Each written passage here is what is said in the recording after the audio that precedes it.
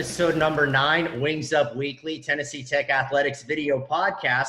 For those of you who've been following along, you might be thinking, what's going on? We got a bunch of boxes, different people here. There's a Tennessee Tech logo on the screen. Well, what's going on is we're doing something that should be pretty fun. We've got 3 former Golden Eagle baseball players. 2 years ago to this day, everyone on this screen was in Austin, Texas, the Super Regional against the University of Texas. So we figured no live sporting events. There hasn't been any Golden Eagle games over the last 3 months. We thought, why not? Let's go back and take a look at Tennessee Tech in the Ole Miss in the Oxford Regional against Ole Miss. Taking a look at the championship game. For this episode, we are taking a look at the first championship game, the one that the Golden Eagles won 15-5. All right, enough of me. Let's introduce our 3 Golden Eagle baseball players. First, if we're talking about the Oxford Regional, we got to have the MVP of the Oxford Regional. And in 2018, he led the nation in runs batted in with 84 of them, ultimately an 18th round draft pick of the New York Mets. Tech slugging first baseman Chase Chambers. Chase, great to see you. How you doing? Hey, I'm happy to be here. Excited to rehash some really good memories. All right, gotta love it. Next, of course, anytime you're having a conversation about Tennessee Tech baseball, you gotta bring his name up. A 3-time OVC Player of the Year, a 14-time All-American, proud owner of so many offensive records, both for the program and for the conference. Last year, 21st round draft pick of the Washington Nationals. He's Kevin Strohschein. Kevin, great to see you. You fired up? I'm absolutely fired up. I always love reliving this stuff. All right, again, love it. Last but certainly not least, the starting pitcher for this game, 4th round draft pick of the Chicago Cubs, the highest drafted Golden Eagle in terms of round. He's Tennessee Tech's career and single season leader in saves, Ethan Roberts. Ethan, how are you? How's the family? How's your son? Man, we're all good. Little man's getting big. He's walking everywhere. He actually just moved up to the toddler room in daycare, so kind of scared about that. But no, man, I'm ready to get into some fun. All right, well then let's get started. Before we go right into that game, we got to set the stage a little bit, tell the story just a tad. You go to the Oxford Regional, first game against a very good nationally ranked Missouri State team. Chase hits a home run in the game. You win that game 6-4. Ethan gets the win, 3 1/3 scoreless, strikes out 7. It then sets the stage for the next day, and that first game against Ole Miss, number 4 team in the regional, but the polls have them as the number 2 team in the country. Chase, we'll start with you. That atmosphere, you're the home team in that game. When you go out there in the first inning and you see all those people, I mean, I know you played in the Tallahassee Regional the previous year, played against SEC schools, but what's it like in terms of that atmosphere? I've never played in anything like it. I think there was the estimate was 14,000 people. The ticket sales were like over 11, which, let's be honest, there's a lot more people than 11,000 in that stadium. Just the crowd was electric from all directions. You have people in the outfield just, I mean, absolutely raising Cain. You got people right down the baselines behind the plate. I mean, they weren't a nice crowd, let me put it that way. They were all over us all game, everybody in the dugout, everybody on the field. We all got a piece of it, but it fired us up. It was a great time. I mean, I see Kevin during that time kind of shaking his head. You had to have been like, hey, we're not in Kansas anymore, right? Yeah, it was unlike anything I've ever played in. Just the buzz was just incredible. What an atmosphere. I mean, and what a ball game. You guys lose that game 9-8. But you're down by 3 going into the bottom of the ninth, down by 4, pardon me, going into the bottom of the 9th inning. You score 3 runs, tying run on at 3rd, winning run on at 1st. Ultimately, you don't win that game, but then you've got to play about 45 minutes later an elimination game late into the night against Missouri State. At this point, and Ethan, we'll ask you this.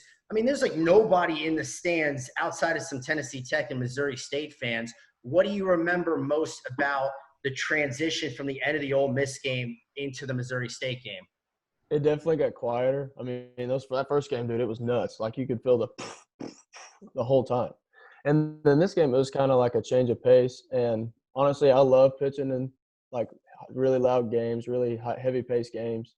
But I give a lot of credit to Hersey because he pitched his absolute heart out that game too, with nobody sitting there. It was crazy, and he went the full 9 that game. It was crazy. It was unbelievable for him to do that. But yeah, the change of pace from game 1 to game 2 that day was crazy. Yeah, he pitches the game of his life, 3-hitter, win the ball game 2-1. Chase, you go 2 for 3 in that game, RBI, a run scored. Kevin, you scored a run as well. Chase, what was it like playing in that game? Because, I mean, let's face it, you have to win that game or the season's over. It was a good change of pace. It kind of felt like we were back to playing it at the Quill, because it wasn't 14,000 people. It kind of felt like we were playing at home. We had all the control. Hersey threw, threw a gem, had an incredible game. He really set the tone. It was hard going from such a high with a high energy to such a low. I think our pitching really, I know our pitching and defense really stepped up when we needed it. It was just it showed you what kind of team we were. It showed you that we could play in any atmosphere. That game ends. It's like 1 a.m. at this point. You win the ball game 2-1. The quick turnaround, because it's a noon first pitch the next day. I'm sure there's all sorts of adrenaline after playing in those previous 2 games. I'll ask all 3 of you, like, who got any sleep that night? Not much. Oh, yeah. I think I was out like a rock. I was so exhausted that Oxford heat really got to me. I was hydrating and sleeping, that's for sure. It's a good move. Yeah, it was hot out there for sure. And I mean, you wake up the next morning and your team was a super confident team, rightfully so. You had the most wins in the nation. You had a 28-game winning streak earlier in the year. You're the number 2 seed in this regional. It's not like you're the number 4 seed. You, of course, deserve to be there. Going into that final day, needing to beat Ole Miss not just once, but twice, I mean, how confident were you? It seemed like there was an expectation, if we play how we're capable of, we can do this. We were such a confident team, and rightfully so. We were such a talented team and a composed team. There was no other thought in our mind other than making it to Omaha and winning the regional. Travis said it on the day of the selection show. He said, we're going to Oxford, we're going to win the regional, and we're going to go to Omaha. And that's how we all felt. We didn't have any doubts. From top to bottom, everybody believed in the team, and that really showed. Yeah, Ethan, what did you think? I mean, when we went into the meeting that morning before the game and everything, I mean, that's basically what Braga was trying to tell everybody. He was like, look, like, y'all know how you play. Y'all are unreal. Our pitching's good. Our defense is good. And we hit, 130-something bombs? Like, relax. You're good. You're fine. And then we just went out there and did our thing. I mean, we put up, 10 in the first 6 innings? Like, it was crazy. I mean, everybody was relaxed that game, and we were just doing our thing, so. Yeah, Kevin, what do you remember most about the morning just before getting ready for this game? I remember we didn't really know who was going to throw. You know, we have our usual Friday, Saturday, Sunday rotation, and we played 3 games already, so we didn't know. And then I hear, I'm concerned a little bit, now that we don't have good pitchers. And then I hear Robbie's going to bounce and start the game. I'm like, we're playing a final game here. Well, there you go. So jumps right into it. Why don't we play the first clip? I'm sure everybody's wondering why there's a Tennessee Tech logo on the screen. So you guys are the visiting team. You don't score in the first inning, bottom of the first, and here's who's throwing. This is what Ethan Roberts, this is what you did a couple days prior against Missouri State. Threw 46 pitches in that game. I guess I got to ask you, when did you find out you were going to start this game? That's a story within itself. I woke up that morning, and I was walking down the hall, and Braga grabs me by the arm. He's like, how you feel? I'm like, man, I feel all right, after, almost 50 pitches the other day. And I actually was in the bullpen in the 9th inning when Hersey was throwing. I got pretty hot that game too. So I was like, you know what, I feel all right. I mean, yeah, am I sore? Yeah, but I said, you can throw me out there whenever you want to. I don't care. He's like, what do you think about starting? I was like, what? He's like, yeah, how do you think about starting? I was like, I'm in, let's do it. I said, our back's against the wall, dude. I'm in, let's do it. And so that was history after that. Well, I mean, you're talking about you didn't start a game that year. That was your 25th appearance. You didn't start a game the previous year. You started one game 2 years prior as a freshman, 64 appearances, and this is only your second start. The other one came 2 calendar years before. I mean, are you nervous? Like, what's going through your mind? I mean, nerves or I mean, I was definitely nervous, obviously, but the biggest thing that got to me was like, how do I warm up to be a starter? I'm used to getting ready in like 5 minutes. So I got ready, and he was like, dude, you still got like 20 more minutes left. And I was like, oh, well, I'll just relax for a minute. And then I hopped on the mound and got my pitches in before the game and stuff. But like, that was the hardest thing for me, is gauging how to warm up for that game. And again, 46 pitches, 3 1/3 innings, shutout innings, got the win, 7 strikeouts against Missouri State. Chase and Kevin, it probably doesn't matter what the scenario is. Ethan could be pitching on the moon with no days rest. You got to be pretty confident Ethan Roberts has the ball starting this game. I mean, if I had to put, like explain Ethan's pitching style and his mentality in one word, it's a bulldog. You throw him out there in any situation, he's gonna one, compete, and he's gonna two, give you his best anytime. I mean, he did that for. I mean, how many appearances did you have? Almost 70 in your career? Something like 60-something, yeah. I mean, 60-something appearances, and that he had that mentality every single appearance. It didn't matter what situation you put him in. I mean, he was ready to go, and that's the biggest thing about Ethan. He's always been that way, and he'll always be that way as a pitcher. Yeah, Kevin, what do you – I mean, obviously same kind of thing. Ethan Roberts starting this game. What are you thinking about? I mean, you just know a guy like that's going to compete. He's a guy that, his arm's about to fall off, and he's lost 15 miles an hour. He's still probably going to get you out. That's just who he is. All right, well, let's roll into the next clip. Let's see how it went. Obviously, there's a lot of hype that Ethan is starting this game. We'll take you to the bottom of the second inning. Ethan has set down the first 5 in this game. 2 balls, 2 strikes, 2 out. Batter's Will Golson. See ya. What was that, Ethan? What'd you throw? I was a slider, front hip, slider, go front door on him, locked him up. Probably went cutter away the pitch before or something like that. Had him looking away. Thought that I backed up a slider, and I started at the front hip and got him. But sorry, man. You retired the first 8 in this game. So far, so good with you starting. We'll roll into the next clip here because, I mean, we've talked so much about this team, but we haven't mentioned the offense yet. Let's go to the top of the third inning. Nick Osborne leads off of the walk. Colin Harris gets a single, first hit of the game. After a John Hamm strikeout, top of the order, there's Alex Jr. with a base hit. Oh, yeah, baby. The 2-strike master. The 2-strike master. That kid could hit anything with 2 strikes. I mean, it was unbelievable how good of a 2-strike hitter he was. Speaking of good 2-strike hitters, how about Brendan Clavahea? Benny, the classic 6-hole RBI. That was his MO. I mean, he loved hitting those balls there. And who's next time, baby? That was a little slap hit there. That's all I got to say. Ishiro. Hey, Phil McDonald, though. Just wait. There you go. So you guys are fired up. Yeah. It's 3-0 at this point. Here's Trevor Putzig, base hit left field. Kevin, Chase is trying to score. What happens here, though? Right out of Scorpion, baby. Yeah, dude. Kevin, you take it. I have no comment about That's that. a big man. I mean, what do you want him to say? That's a big dude rolling through there, man. I got thrown out by 30 feet. Hey, if there was a roller you could railroad the catcher, you'd been safe. He was done if I could hit him. Oh, it's done right there, huh?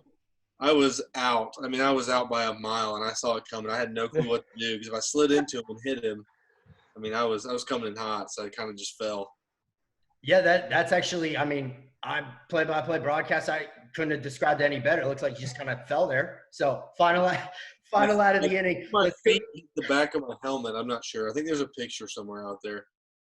Oh, we're going to have to find this picture. So, Ethan, at this point, it's 4-0. The offense is doing what they're doing. This is an offense that enter the Oxford Regional, hitting .342 as a team, averaging about 11 runs a game. They're doing what they're supposed to do against the number-ranked two team in the nation. How are you feeling at this point with a 4-0 cushion? Dude, I am relaxed because I know that they're still going to be making plays behind me. I'm letting them put the ball in play at this point, honestly. Like, I didn't have a ton of strikeouts in that start, and for that reason only, everybody was comfortable and everybody was playing loose. So I was like, I'm going to trust my teammates right here, just like they trusted me to pitch. So. All right, well, let's go. Let's roll the next clip. It is the bottom of the 4th inning. There's a runner on second. First time a runner's been in scoring position. 2 out. The number 5 hitter, big first baseman Cole Zabowski batting. Ethan tries to get out of a little bit of trouble. And a ground ball right side. There we go. Big ham bone. We'll see you. It's a slow roller. It's right there, man. Just missing barrels. Let's watch Chase right here. And the reason why we want to watch Chase, if you recall why there was a runner on second. So there's a base hit, and then the right fielder, Nick Osborne. Oh, right? Oh, I forgot what's coming there. Why don't you tell us what happened there? Oh, Lord. Well, I'm trying to remember. What's the situation again? I remember there's a runner on second. So the reason he got there is a base hit to right field, and he, throws to first. And Osborne, yeah. It's the dude in the helmet. Yeah. Osborne, I mean, we called him the El Caballo Loco, the crazy horse, because he would just go out there and just – you didn't know what to expect from him. He played 100%, and whatever he saw, he did. His first instinct was the first thing he did, and that, it's gotten him pretty far. He just loved to show off his arm. I remember that one. Now that I think about it. Video of that? I'd love to see that. Well, we thought about, there's some time constraints we thought about, but Chase, I want to follow up with this because we did look at that highlight, and you just throw your hands up. Like, what are you doing, bro? Man, there were a lot of plays like that, and at some point you just gotta let him go because every 5th play he's gonna make a game-changing play, and you never know what's gonna happen. And he just, like I said, he loved to show off his arm. I forgot about that play. That's funny. Guy's a wild card. He is. Kevin, what's cool about getting the opportunity here is Ethan's on the mound chasing the infield. You're the designated hitter, so we get a pulse in a sense. Tell us what the dugout is like at this point. It's a 4-0 game through 4 innings, you guys leading. I think once we got some runs, we were pretty relaxed. It wasn't as tense as the first game the first game that we lost, where we're still kind of bright-eyed, bushy-tailed or whatever, and we were just kind of relaxed. We knew we were going to win. Love that confidence. Ethan, you go back to the dugout. I don't really know, what kind – you seem super relaxed all the time. Are you the kind of pitcher, no one can talk to you? Are you talking to people? What are you doing? Oh, dude, I'm goofing off, man. I'm back there they're like, hey, man, what'd you throw that guy? And I'm like, dude, cutter, what else about throwing? Right point. But no, man, I'm just relaxed, just talking about everything, seeing who's in the crowd, where the tech guys are, where the tech fans are, trying to see where my wife's at up there. I'm like, hey, where you at? But no, I get back out there and I dial in and I do my thing. But I'm pretty relaxed in the dugout. All right, so it's a 4-0 game. We go to the top of the 5th inning right here, so we can roll the film right now. First 2 outs are recorded by Will Stokes, the pitcher. But then a walk to Brennan Clavahea. Here comes Kevin Strohschein with a count situated at 2-1. Kevin, take us through this. It was nice to get a little knock there. I was having a pretty rough tournament, and I did in the Super too. So, it was nice to see some grass. And then how about this, Chase? Whew. Oh, baby. Oh, man. Yeah, I remember watch out for the beer shower. 2-0 count. I was looking fastball in. They'd been going in on me all day. If you had the audio on this, I said it earlier, I fooled Ben McDonald. He, in the audio, a couple pitches before, I have the video of it somewhere, but he's like, oh, you got to beat him inside. You have to beat him inside. That's where you're going to beat him. He likes to serve the ball the other way. And I hit that pitch. That pitch might be off the plate inside. I was sitting on it. And the first thing he says, he goes, oh, never mind. And then he's like, oh, the count's the key there. It's like, well, obviously the count's the key there. I'm not looking for a fastball off the plate inside and a 1-2 count. It's just, it's funny. I was just it's one of those hitters counts, and I got to a decent fastball. The belt too. How did the belt come to be? That was Brock Myers, I believe. Big Brock. Yeah. So you just bring a belt one day and say, hey, next time you guys hit a home run, like, here you go. Him and Wilcox would always be doing WWE moves on each other. So I guess they just brought a belt one day and brought it out when we hit one of our 5,000 home runs that year. So So I think that was the third belt that we had, right? I think so. So Yeah. we had like a really Brock cheap paid like Walmart one. $120 for that belt, bro. Yeah, okay, so that's a serious belt right there. Yeah, bro. legitimate like plated metal belt. I mean, it filled up my chest right here. It was huge. So you hit the home run. Kevin, you kind of brought it up a little bit earlier. At that point, you had just one hit in the first couple of regional games. Ben McDonald, you mentioned him, the color commentator, Chase started talking about it. When you got that hit, he did say, that's an A swing. Maybe this will kind of get you going. I mean, you really crushed that ball. You hit it on the ground. If that's exit velo, I mean, that's pretty high up there.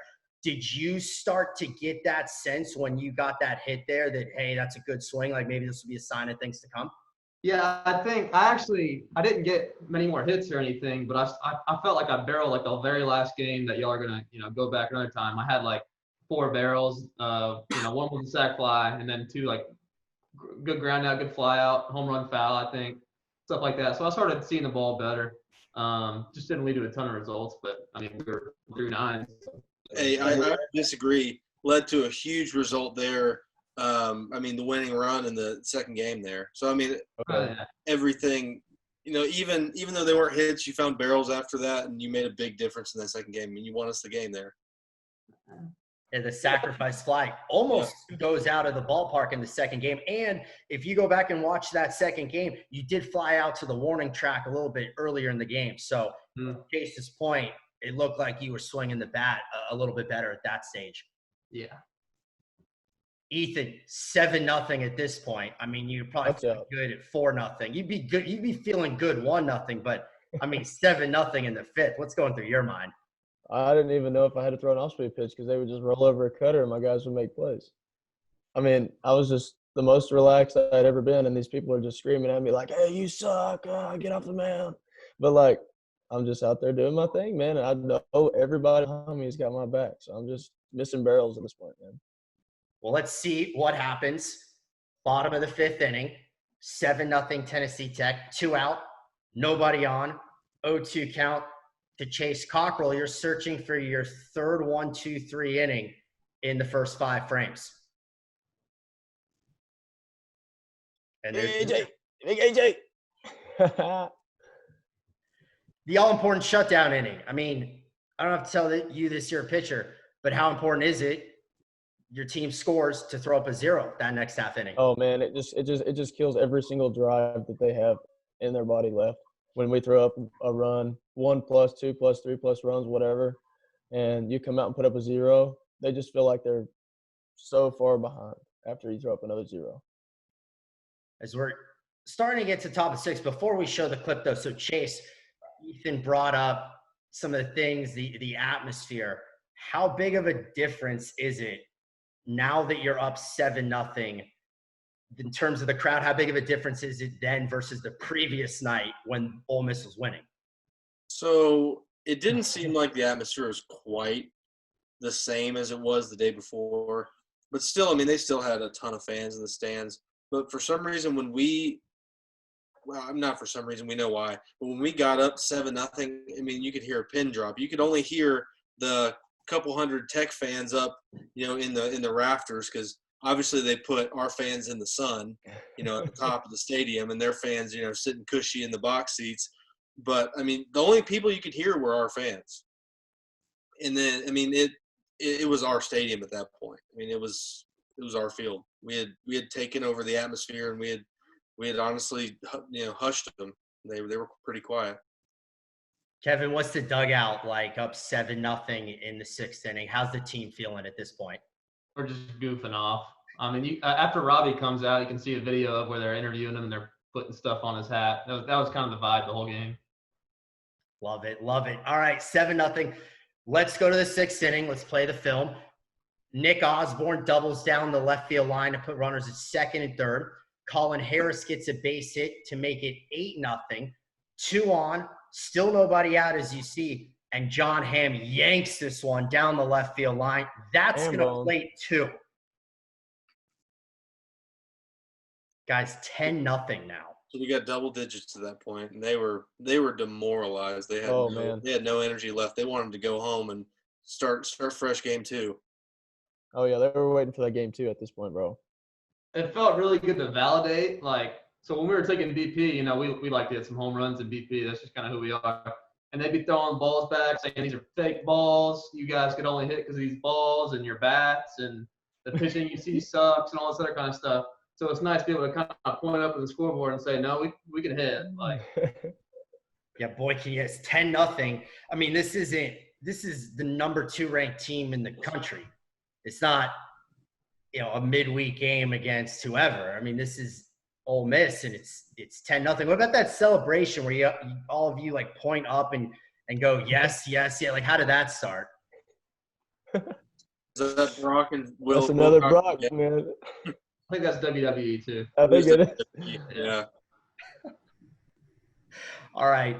It's 10-0 right now. Through 5 innings, Ole Miss has had 1 person in scoring position, and that's because of an error. They haven't had 2 on in an inning throughout the first 5. We'll play the film right now. That will change here in the 6th inning. Bottom 6, back-to-back singles to start. You then get an out, Ethan, on the number 2 hitter. Ryan Olenek flies out. Jacob Adams goes to third. So it's 1st and 3rd with 1 out, and you get a ground ball here. Come on, turn it, guards. Play right there, sneaky. Woo. How about that infield defense? What's it like pitching? That's what hypes me up, man. My infielders are so smooth. Gets me out of a jam. That's what hypes me up, bro. That's awesome. The classic 4-6-3. I mean, the infield. I mean, Garza and Ham worked. I mean, they worked so well together, and they were such a smooth infield. I mean, honestly, anything within reason. I mean, even almost unreasonable range was an out. Oh man, it's unbelievable. There was one play that y'all put up as a highlight on Twitter a few days ago, maybe a week ago, where Garza does the spin. Oh my gosh, he did that all year, and that's the cleanest thing I've ever seen. That's awesome. So Chase, you're on that infield. So much talk, and rightfully so, was about the Tennessee Tech offense. I mean, you guys put video game-like numbers. You set the OVC record. You set the BB Corp bat era record in home runs. But it's the team's defense, I feel like, may have gotten overlooked sometimes. I mean, all across the infield, especially everyone there. You talk about Garza, you talk about Ham, Trevor Putzik at third, yourself at first, your outfield defense as well. Junior could go get him in center. How about the team's defense? I've never played for a team that's had such a good defense. There's a lot of discipline and a lot of hard work put into our defense. We really took pride in it, and it won us a lot of games. Those close games that we may have lost in years past, we won those games because our defense was so good. We were so consistent. And we had our bad days. We had our 0 error days, but at the end of the day, we worked hard, and we really put an effort into doing it. I think the pitchers appreciated it too. Oh yeah, man. It just makes you so much more comfortable when you got guys back there like that. It was insane. 10-0 game now. You throw up another 0 in the 7th. I mean, it's easy to get lost in the shuffle because this is your 2nd career start. Yeah. Holding Ole Miss to 7 shutout innings. You got to be feeling at this point 10-0 going into the bottom of the 8th inning. Like, okay, we're going to play a second game. Oh, yeah. Man, I feel good right here. But at this point, my arm is a noodle. I hadn't thrown that many pitches in a long time. But, I just kept absolutely letting it rip, and my dudes kept making plays for me. After the 7th, I kind of started slipping, but I got as far as I could. Yeah, after throwing 46 pitches 2 days earlier, I think it's okay that it took you to the 8th inning to finally start slipping. Let's see that bottom of the 8th inning. You do get 2 of the first 3 guys out, but Ole Miss plates a couple of runs. They have 2 on, as you'll see. There are 2 out again. Here comes Tech head coach Matt Braga. You are not happy right now. Dude, the guy that got on last, I looked at him and I was like, man, I want one more. Okay, before his at bat, I was like, dude, I want one more. And he goes, all right, one more. That's it. That's all you got. Dude gets on. He's like, boom, puts his clipboard down. He's like, I'm coming. I'm like, crap. I just wanted to get through 8, man. But I mean, it was the best decision he could have made. So my arm was absolutely gassed. You see him walking off right now. It almost looks like you want to crack a smile, but you won't. Oh man, well, we messed him up for about 7 innings, so I kind of wanted to smile, but then I don't know. I wanted to try and get through 8. 7 2/3. So Ole Miss still has 2 on. Kevin, you're supposed to lead off the next inning. We don't see you when he comes off the mound, but what do you remember about from the dugout when Ethan does get back in there? It was just like, thanks, because I mean, we got to play another game, so we trying to save some arms for that next game. So when you got to go, almost 3-4 outs away from a CG, that saves so much in a situation like that, and because we're already kind of trashed, so a lot of our good pitchers are already kind of tired. So when you get a guy saving innings like that, we're just appreciative. Yeah, Chase, when Coach Braga comes out, the whole infield's there. What do you remember about that conversation and then Ethan giving the ball to Grant Phillips like he did? I mean, I don't think there was much said other than, I mean, you gave us your best and you had an incredible game. The feeling of the infield, we knew that we still had to keep the foot on the gas pedal because Ethan did give us such a good start. I mean, an incredible start. Was it 7 2/3? You got to keep the momentum going. We knew as a defense we still had to make plays, and we just had to keep the gas pedal pushed to the floor. We couldn't stop. You 3 have been honest with me up to this point. So, Ethan, I know that'll continue with this next question. At this point, hadn't been drafted, but you probably know there's a good chance. And so there's a good chance that this would be your last season and your collegiate career would come to a close at the end of the year. You obviously have all the confidence in the world that you guys are going to win this game. I'm sure you have all the confidence in the world that you're going to win the next game. But if you didn't, then that would have been your last pitch thrown in your collegiate career. At any point, whether it's when you give the ball to Grant Phillips, when you're walking to the dugout, when you get to the dugout, is there any point that thought crosses your mind at all? Not at all. Not in that game at all. Like, I knew we were going to go wherever we were going to go. At this point, I didn't even care where we went for the Super, but I knew we were going somewhere. I didn't care. I knew we were going to win this game, obviously, and I knew that we were going to go out and win the next game. And you talk about pitching depth and talk about saving arms. Devin Lancaster did the same exact thing the next game. And I know that ain't for this, podcast thing, but, he did the same exact thing the next game, same thing I did. And so it wasn't like, I just did it this game or so-and-so. It was everybody, every game. Hersey went 9. Everybody put in their part. I mean, you brought it up. Why don't we just continue it for a little bit here? Kevin, I saw you shaking your head up and down when he brought up the name Devin Lancaster. He was huge in that second game. Oh, yeah, another Bulldog. Just like Robbie, Moss is another example of just an absolute Bulldog, and Lancaster's in that same group. I mean, he had a torn labrum at that point, and I mean, I had a torn UCL, and I know that hurt. So I would imagine the labrum was probably worse. So I mean, and he shut him out. It's just incredible. And then we had Timo throwing twice in one day. He ends up coming and getting this out. Y'all might show that, I don't know, but comes out and throws again the next game. So I think it was just it was a big misconception that we were just hitters. We had a really good pitching staff along with the defense too.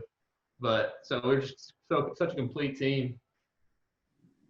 And is Kevin let us know Travis Moss going to enter this game? We can roll the film right now because it's tough to keep Ole Miss down all game long. I mean, they're the number 2 ranked team in the nation for a reason. So they get 3 more runs. They load the bases. It's 10-5. And here comes Travis Moss give it to him 2 days ago. Give it to him. Golly.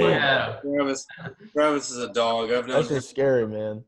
I've known him since we were 12, and he's always had that fire. We actually talked about this situation maybe a couple weeks ago. We've been training together, and he still gets just as fired up talking about it as he does being in the situation. Ethan, we see you as Travis is coming off. 3 pitches, all fastballs, gets a strikeout, pinch hitter, Tim Rowe. I mean, a base hit there. All of a sudden, he's 10-5, 10-7. It's the game at that point. All of a sudden, you're like, okay, maybe they have a chance. He quickly dispels that notion with the strikeout. We see you with the ice on your arm, like yelling at him the 2 you fired up. What'd you say to him? At that point, like you say, a big 0 is very important the next inning. But that right there, what he did is just as important because they think that they can get, 4 more runs out of that. And I went up to him and I said, you just won that game. Because they're dead now. They're done. They had the bases loaded. They're done now. They don't feel anything anymore. They're done. They're ready for the next game. Yeah, 5-run lead going into the top of the 9th inning. Let's roll the film. Let's see who's leading off that top of the 9th inning. It is Kevin Strohschein. Notice the count here, down 1-2 as he's facing Connor Green. And Kevin, so you're up. Go down and get that pitch. Ooh. Little knock. Ooh. What did that hit? That his head? You can hit him in the shoulder. I didn't even know that hit him. I don't remember this. Him. That's good wheels right there, too, beating that out. So, Chase, you then walk. 4th time you've reached in the game. We saw the home run. So, the base hit by Trevor Putzig. What else is new? Again, the wheels for Strohschein. He scores. It's now 11-5. So, again, this offense comes right back.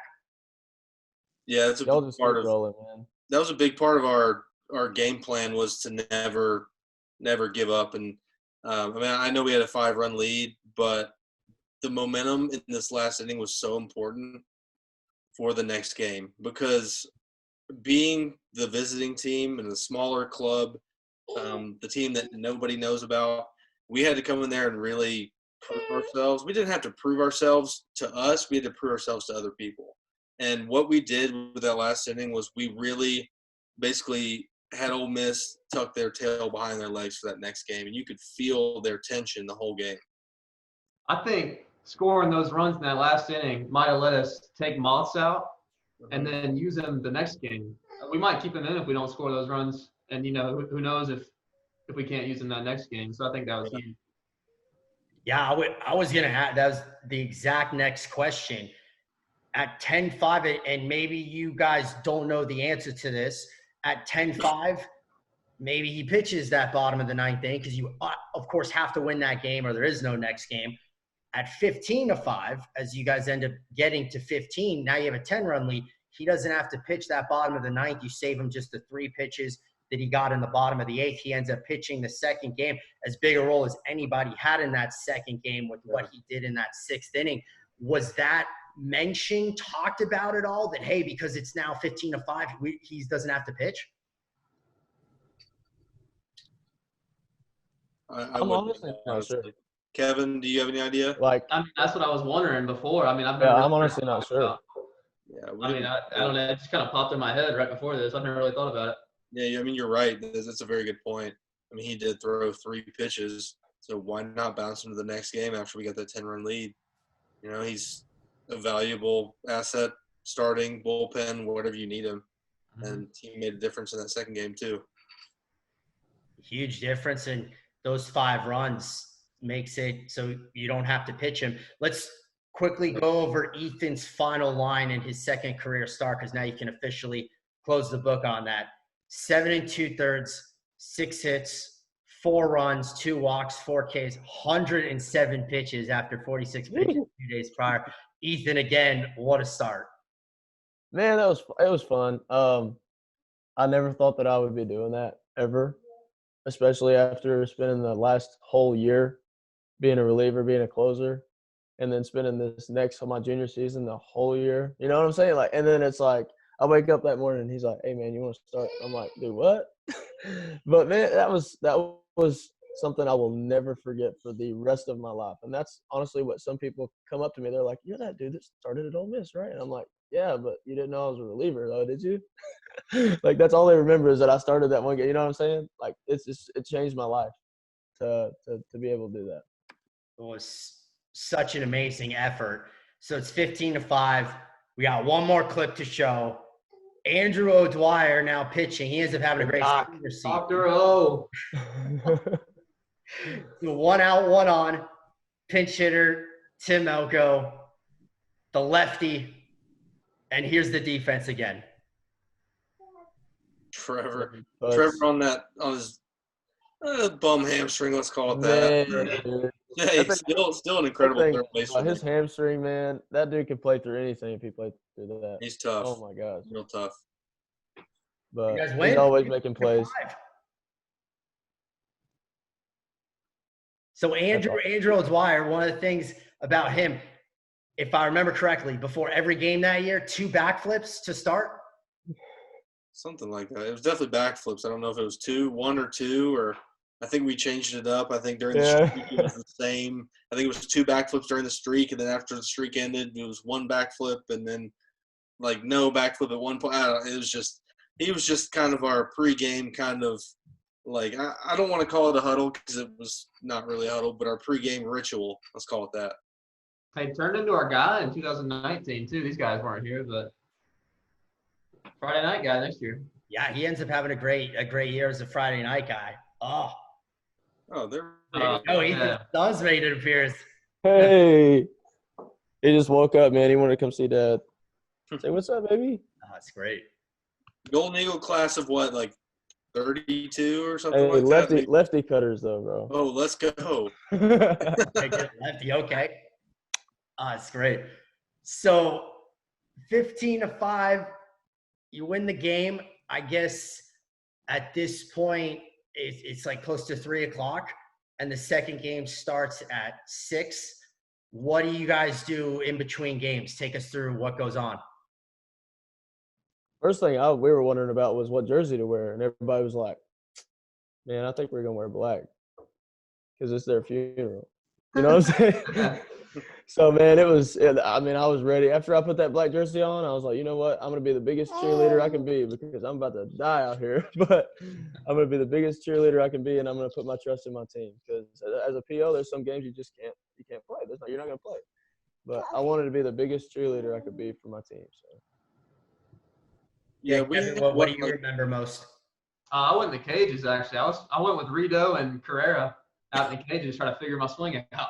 Chase could just chill. I mean, his swing was figured out, but I had to go in the cages. I think what did we have, like an hour and maybe overnight? Did we go back to the hotel for a little bit? Yeah, we did. I think we did. We went back to the hotel. I remember hitting in the cages. Maybe it was when we got back. I think we had a 2-hour break, right? Something like that. And I think we had an hour in the hotel. Yeah. And then I think I remember I took like a little cat nap because it was hot and I was tired. Big buck in the cat nap. Hey, yeah. Well, it's hard when it's 1,000 degrees on that field. I don't know how position players do it, bro. Y'all got the worst job ever. PO's got the life. That's not that bad. I don't know about that. You go into that second game that night. So then, what was the atmosphere like? Because the first game, and I think you guys kind of touched on it, I don't think that the fans really realized what they were up against. They certainly knew what they were up against after losing 15-5. Oh, yeah. What was the atmosphere in the third game like? Man, they were pretty rowdy. But same thing. Lanny starts pitching good. We start piecing little bits of hits together. Not as much as the first one, but, man, we were piecing hits together. We were playing solid. Like, everybody was playing solid. And then the biggest thing I remember about that game is toward the end of the game, everybody started filing out, man. Everybody started just leaving. And I was like, all right, now I know it's over. You know what I'm saying? Yeah, the sense of urgency was there for sure from both dugouts to the fans. I mean, both sides. We all knew it was win or go home. They had their tails tucked between their legs because they didn't want to lose at home. And at the same time, we were loose as we always were, but we knew that we had a job at hand and we had to stay locked in. And it's funny. I was watching. So Coach Braga was in, I guess on the, was it Collegiate Baseball Newspaper or one of those Baseball America podcasts? and they were rehashing the game, and I remember them talking about the crowd and how, like, the crowd was into the game, but at the same time, everybody's focus was on the game. And then in the bottom of the ninth, you just got I think Sylvester and Ty King having a slap fight, and it's like 2 outs, bottom 9. We're about to win a game. The atmosphere is pretty incredible. It was unlike the game before that, and then 2 games before that. They were all 3 games were different. How about the fact that, because I feel like the whole run kind of gets lost in the shuffle, because that game was so amazing, and it's the game that wins the regional. It's the game that officially goes to super regional. It's a 1-run game. You guys are down 2-0. The home run by Putzig, the game-winning sacrifice fly in the 7th by Strohschein. So you win 3-2, but when it was all said and done, you played 3 elimination games and 4 games in the span of 24 hours, essentially. 4 games of that pressure. The run itself, beyond just that last game, was pretty remarkable. Yeah, everybody forgets about the little pieces that got us there. The fact that, I mean, everybody forgets about the regular season when something like this happens. The fact that we had a 28-game win streak. We won, 47 games in the regular season. Everybody forgets about Hersey's start where he throws, a gem, a 1-run complete game. Everybody forgets about the fact that Ethan, as a reliever, came and threw 7 2/3 shutout ball. People forget about the little things that happened to get us there. But trust me, the guys that were there will never forget those little pieces and the little moments and all that stuff. I mean, nobody's going to forget that. Kevin, what about that game-winning sacrifice fly? Almost a home run, almost a double, but the game-winning RBI in the game that gets your team to the Super Regional. I remember the kid, it's like Karachi or something. He came in, and that was kind of their guy. And I remember hearing about him on D1 baseball or whatever. So I mean, he kind of knew. And it was like second and third before me, and then someone struck out. So it was 1 out, classic runner on third, less than 2 outs. So I was just trying to get a ball in the air. First pitch, middle away, got a little off the end, but I was hoping I was blowing it out, but it didn't quite make it out. But it was nice to be able to, that late in the game, put us ahead. Ethan, we touched on this a little bit earlier, but you obviously, I mean, maybe you could have pitched in that game, probably not, but obviously, Would have, bro. You would have, of course. Probably wanted to, would have like 5 more innings if that game goes extras, but more than likely not. How hard was that though for you, knowing like I probably won't have an outcome in this game? Man, my heart was going like a mile a minute. It was absolutely insane. But I'll tell you what, my blood pressure and everything just went back to normal when I seen Stroh's ball go in there. Because I knew that Ozzie was going to come in there and be like, snake slider, see ya. You know what I'm saying? Thanks. When I saw that run come across, I was like, okay, I think we got it. You know what I mean? I calmed down after that. But not going to lie, up to that point, man, I was up on the rail. I probably ripped the pad off the rail. I was gripping it so hard, but man, I was in it. It was an experience I will absolutely never forget. We'll start to wind down our time right here, but Chase, I got a question for you. You're hit by a pitch right before Trevor Putzig hits that home run in the bottom of the 6th, ties the game at 2. So you have a different vantage point than everybody because you're on base. Take us through when he hits that ball. It looks like immediately it's going to be a home run. I live with Trevor, and I knew him so well as a ball player. He knew me. As soon as I saw him hit it, I knew it was gone. And unfortunately, I didn't get to see the pimp job in the bat flip in real time. I had to, jog around the bases, but I knew it was gone. I had no doubt because he knows, and you can see when he takes his swing. He knew it. We all knew it. We all had a pretty good idea that it was out. You never know. It's something with a crazy wind gust, but like in my heart, I knew it was a home run. I had no doubt. And just to see like the devastation you could just see the body language change, and those guys were scared again. They got a little momentum, and then Trevor hit that home run, and then they were scared. What's crazy about that day too, not crazy because you guys were an incredible baseball team, and as we've discussed, the confidence you had, but from a numbers standpoint, that Ole Miss was 28-2 at home going into that day. 28-2 at home, and you guys beat them twice in one day to go to the Super Regional, to go to Texas. We'll close out our time now, but I want to, for each of you, and of course, thank you so much for doing this. This has been awesome. But for each of you, what will always stick out the most, or some of the things that will stick out the most from the whole run?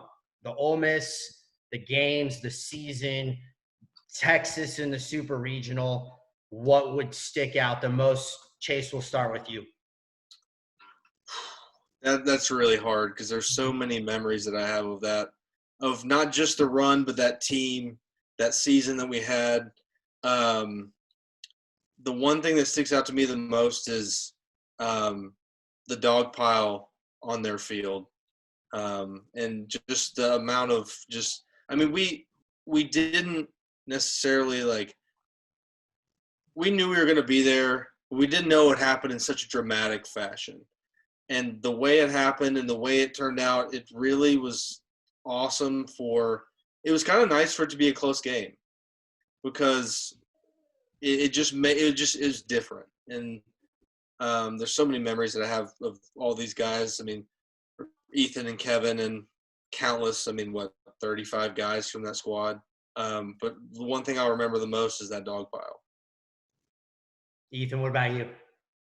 Man, the one thing about the whole year itself, because I think that the year wouldn't have gone the way it would have if it wasn't for this, was the amount of camaraderie and everything that everybody had together. I mean, we were like literally brothers, man. Like, I'd never been on a team that was like that before in my life, and I never will. That was one thing that before everybody left town, I'm still here, but like before everybody left town after that year, like Braga gets me off the side and he's like, I just want to let you know you'll never feel the brotherhood of a college baseball team that does something like this. You will never feel that again.